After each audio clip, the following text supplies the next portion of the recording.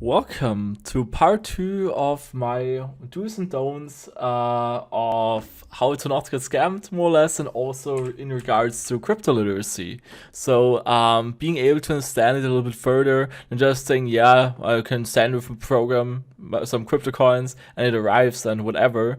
Yeah, let's go deep dive a little bit more into that.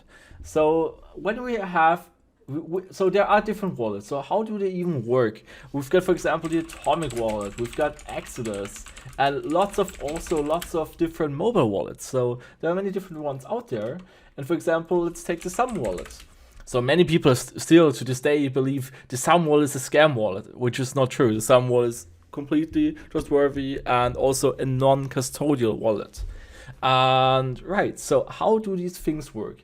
So as you know, there are different wallets out there, different providers who offer these wallet services. So not wallet services, but wallet apps, so applications. And all these things they are communicating with a blockchain. So that's quite simple. So obviously, in order to tell the blockchain to do something, the blockchain somehow needs to know who you are. And that's exactly the part where these wallets come in.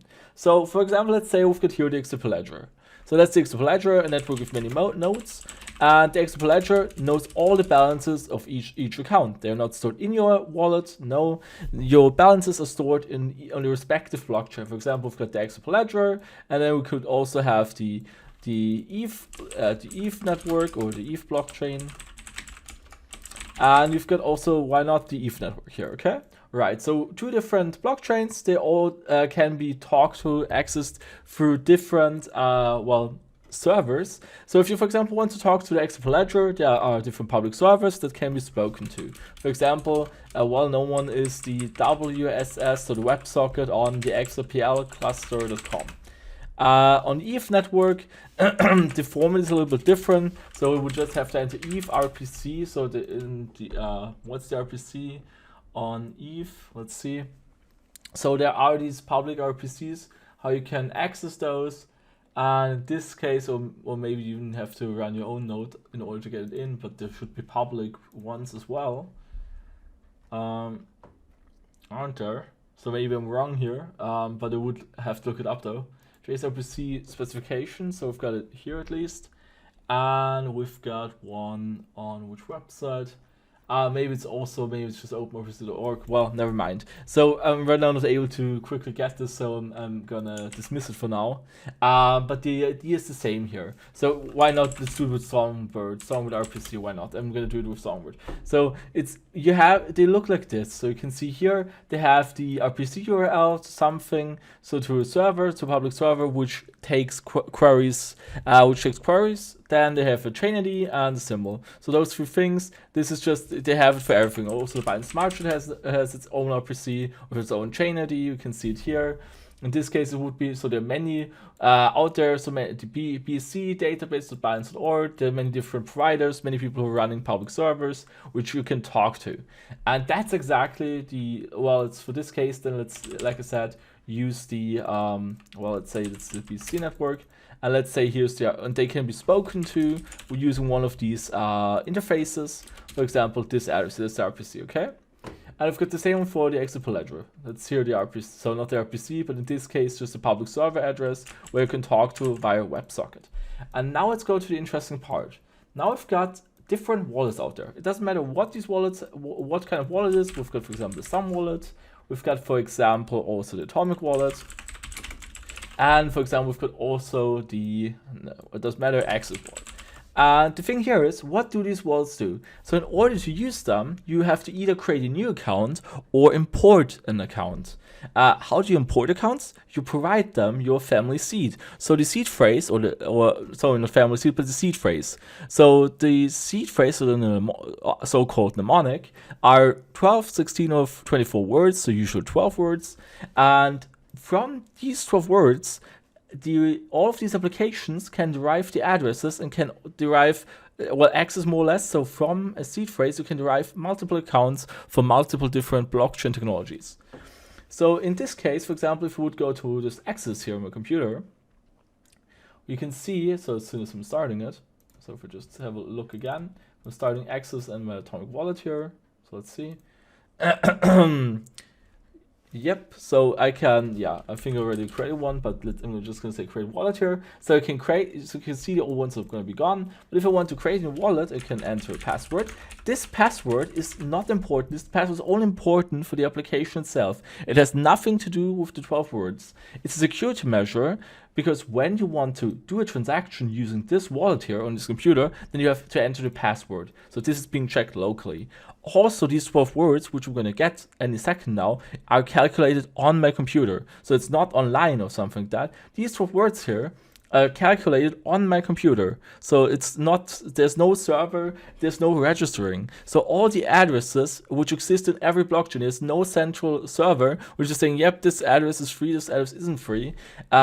It's just the general idea is there's so many addresses out there that the probability that somebody calculates the same address as somebody else is next to zero. It's more likely that a lightning strike kills you than that happens.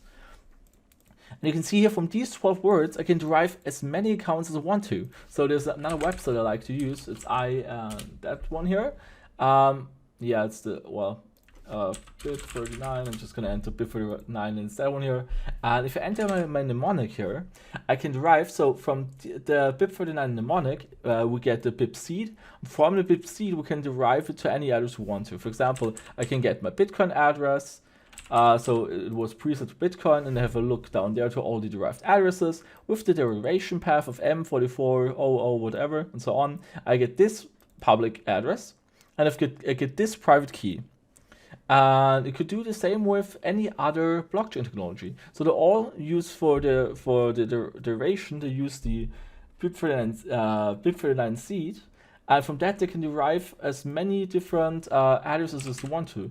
And if we do that for XRP, for example, it's the same here. We can derive as many addresses as we want to. We can see here that's the address, that's the public key, that's the private key, so that's the address of the account, and so on. And you can just go on here. You can calculate as many addresses as I want to. I could calculate another 100 XRP addresses, which can be all accessed with the same mnemonic. With this mnemonic, I can access all these addresses here. It never stops. I could have 100 accounts tied to one single mnemonic. And now let's go to the interesting part. So, even though that is already very interesting, at least I hope so. And when you open the wallet, it's nothing. So now, I didn't save it though, but it doesn't matter.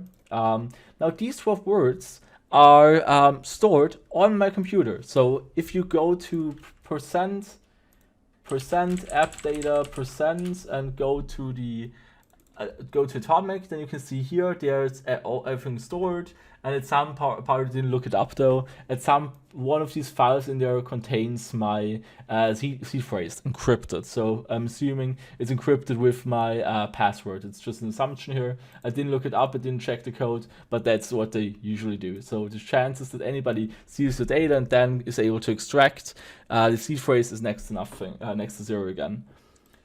Right, so somewhere there, so either it's one, so they're using some local, so some, what is it, some, I always forget the name, it's a local database in a file, more or less, but it's already a little bit too tacky to describe that, but never mind, let's go on here.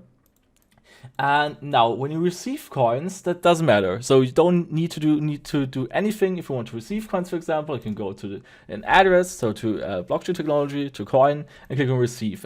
And from that, my address is being derived. So if we have a quick look at the 12 words again, if we go to settings and go to private keys, let's get all the, I used a different password here.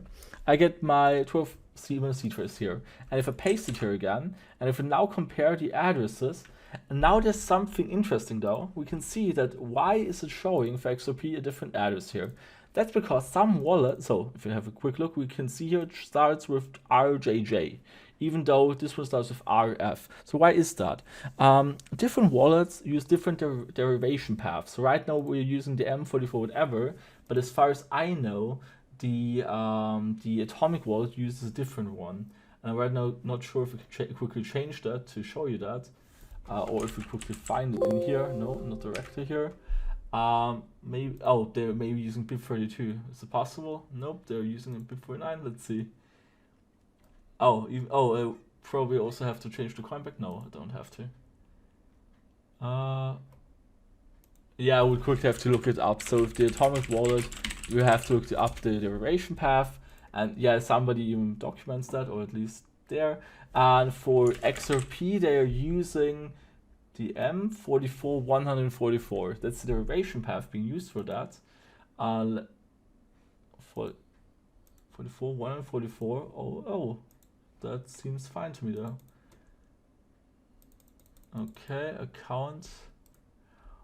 Well, maybe I'm doing something wrong, so it doesn't matter then. Like I said, I'm probably not doing it correctly. That doesn't matter for now, so I just have to enter it correctly there. 0, 0, 0, so it's the first 0. I'm just wondering if that's maybe the even, no, my bad, no, definitely not. So actually it should show the correct one up here, but it doesn't. Yeah, that's so whatever, or I don't know why it's not showing the correct one though. I assume that it did something wrong, but like I said, that doesn't matter. So oh, there it is. Okay, so I used the wrong length there, I think, didn't I? So I'm just gonna copy one more time the seed phrase.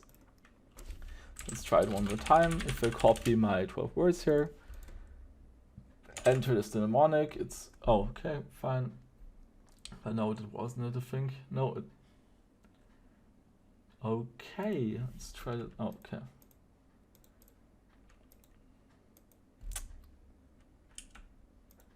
So let's try that one here. Okay, yeah, like I said, never mind. Maybe it's also the generation group, but yeah, like I said, never mind. Let's go on here, so it's not that important. And the same happens on Exodus. So if we go to Exodus, we can just go, right now we will import those 12 words I've got here. So if we go to Exodus, I can also just go here, go to, oh, it's not Exodus, come on. Okay, while it loads, let's just wait a few seconds. Okay. Okay, there are many Exodus instances running right now. Wow, quite a lot, so I'm gonna kill all these tasks first. Okay. Damn it. Okay, great. So one more time. So let's start Exodus, maybe now it works. So as you can see, sometimes these things can be buggy, so just signing out and signing in should work, or doing it like me, if you go into your task manager and kill the tasks manually. Right, so we can go here in Exodus and click on restore from backup. So now I want to restore it, because I have my secret seed phrase.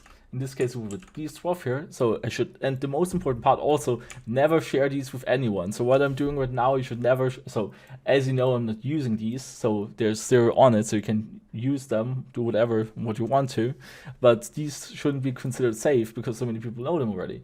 This is basically the key to your safe. If you give it to anyone, they can access your safe from anywhere. So more or less, I'm just trying to find an analogy. That's the master password to a bank account.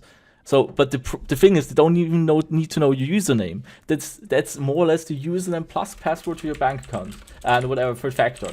It's username plus password. So to use an analogy, password plus 2-factor authentication if they have those to your bank account. Okay, so if you share these, your funds will be gone. If you are if you're not cautious and don't use the actual software, so right now I'm using the Atomic Wallet downloaded from the official Atomic Wallet website. If you're not careful, you might, so if you go, for example, want to download the Atomic Wallet, go to the actual website. You can also see that you're connected via HTTPS, so that's also a good sign, and also knowing that the website, that's the name of the actual website. Sometimes scammers use Google Ads to also get you to a different website. So with the same name, so if you look at Atomic Wallet, maybe there's also some fake websites.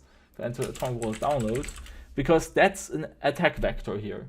So if you're not careful, you might download a wrong file, and they will just steal your seed phrase. Because as we know, if you want to import, then now I have to enter all my the seed phrase in there. And if this is not the official, for example, Exodus wallet, then my funds will be stolen, because the application will take the seed phrase and just send it to a database of the scammers, and they will just swipe your account. So please also be careful when downloading new apps and trusting them. You have to verify first that you're downloading it from an official place. And if you're doing so, then great. But that's a huge trust you're more or less providing to the file you're downloading, which is fine, and it has to be that way. But still, verify and be sure that you, like I said, damn it! So now it will also force me to do that again. Okay, which one belongs to my paper backup? I would assume it's, what is the curtain page still street achieved by minute? And I'm blind. Awesome. Is it missing one now? Okay, yeah, I just did 1 second apparently.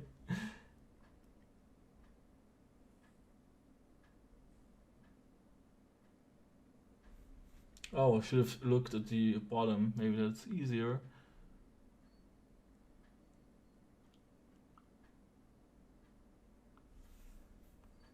Oh my god, I'm so blind. Okay, yeah, didn't looked at first at the upper thing here, and the deposit didn't show up. If you entered here, deposit is at the end, and it's not in search results. That's why I didn't find it so fast. All right, and now if I look at my assets again, you can see here I've got all the assets. So obviously you can derive whatever you want to. And if I would compare, for example, two things, well, sort of Bitcoin, I guess it's easier. I can see the address starts with 1 kit, and if you go to here to Bitcoin, the address is suddenly the same. And it's not, again, because they're deriving differently. Awesome. So maybe we'll find a coin where they derive the same way. If you're going to Binance Smart Chain, they derive exactly the same. Well, maybe we'll find one there. So that's also a difference on many wallets. Like I said, many wallets use different derivation paths. And that's why even though you're using the same seed phrase, you might get different results here. Let's try with the Binance Smart Chain here. I get BNB1, F, whatever. And if I go here to receive, it's BNB1, FX, and it's the same here. Okay, so in many cases, it might be the same address, but unfortunately, the Atomic wallet derives differently.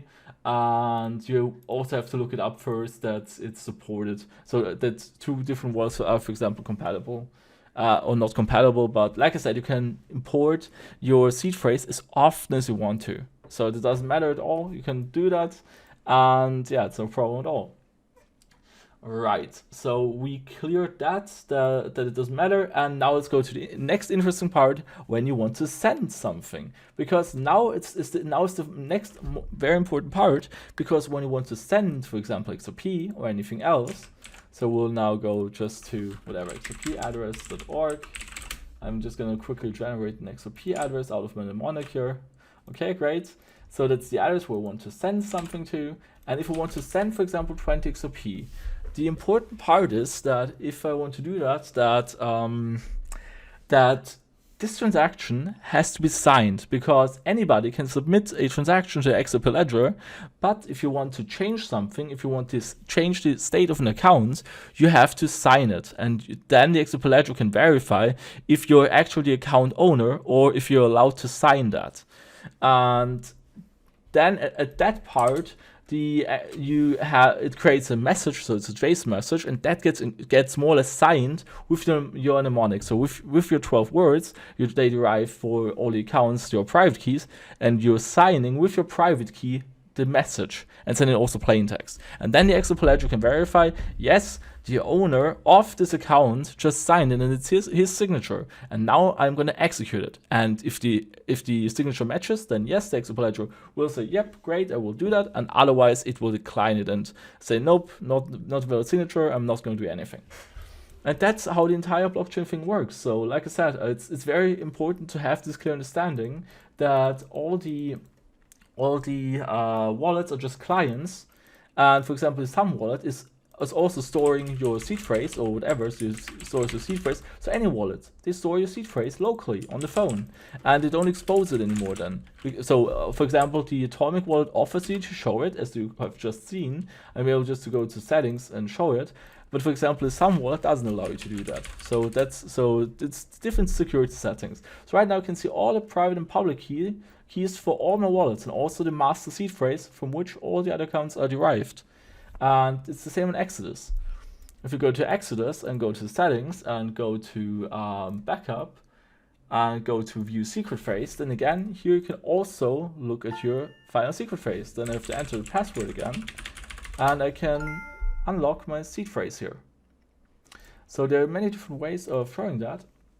And these things here, like I said, are clients. Yeah, when you want to do something, like I said, when you want to send XRP, they are submitting a transaction, so a signed transaction. So a signed transaction. So the seed phrase is well, it's not sent, but the transaction is signed with a seed phrase. So from the seed phrase again, they are deriving the account, and from the account you have the private and public key, and the payment is being signed with your private key. Yeah, that's how it works. And the sent transaction is being sent to the XRP ledger. The XRP ledger processes that, sees, yep, the person who has sent me the transaction is allowed to sign that, and I'm going to do whatever was in the transaction, and done. And it's the same for any other wallet, like I said. And right, for reading, for finding out what is your balance, you don't need to have the seed phrase or the private key, because it's a public ledger. So most of the blockchains are public ledgers, meaning that anybody can look at everything that is happening. Right now we're having a look at the XRP ledger. We're at the ledger index, or in Bitcoin the block height, whatever, at 67,138,732. And we can see here that some people are right now trading. There are people, for example, from this account to that account, from this account to that one here is a payment of something. We can see what is happening here. For example, somebody is sending from this address to Bitrue with the destination at whatever. So we can just click on that and see somebody has a balance of that one here and so on. So it's a public ledger, and all the applications just need the address and can show you this data. But the important part is, why do you need the seed phrase? For signing. And yeah, my main point here being is to understand how the signing works, how more or less blockchains work. So your coins are not stored in the wallet, your coins are on the XRP ledger or on the Binance Smart Chain network and so on. So they're in the distributed network, stored there. Your wallets are only clients. They're submitting transactions to these public ledgers, or not to the public ledgers, but just to the blockchains. Because there are also, like I said, blockchains which aren't public ledgers. So, for example, like Monero, or I think Zcash, and so on. And yeah, and that's also how you. So since most things are public blockchains, that's why you can also derive data and do all this data analysis. So you just often hear people saying, yes, that many people are holding Bitcoin and so on, or XRP and so on. If you go onto Ledger Exposed, the website made by Weitzer, you can see here, for example, the rich list stats. You can see who owns how much. That, for example, people who own between 20 million XRP to 999 million XRP, there are 111 accounts who meet that criteria. And you can see all of it. You can see that the XRP ledger, for example, are currently, well, where was it? I always forget what it was. No, my bad. Oh, there. There are currently 3.5 million accounts in the XRP ledger. Yeah, you can get all this data because somebody, in this case Weitzer, created a website, and as you can see here, every n minutes he's doing some updates, and he's processing all the data and getting all of that from the XRP ledger. And yes, that's how it works. So for example, here we're connecting to a WebSocket, so to a public server, and right now we can see also all the live transactions, what's happening right now. And yeah, the most important part here is, like I said, please be careful when you download wallets. The Sun wallet is totally safe, as many other wallets also are. There are lots of wallets out there. The only thing you have to make sure is that from the place you're downloading the wallet from, that this place is safe. For example, if you're in the Play Store and you have verified, yes, that's the actual Sun team, it's not a fake wallet, and yes, these are the xrpdev labs or you, and that's fine, then you can download it. Otherwise, be careful. So most apps in the Play Store are also verified. You can also check obviously the ratings, but it's not that helpful, guys. Other important info would be also probably looking at the installation and anything else there. So maybe also, no, there's nothing else in there right now.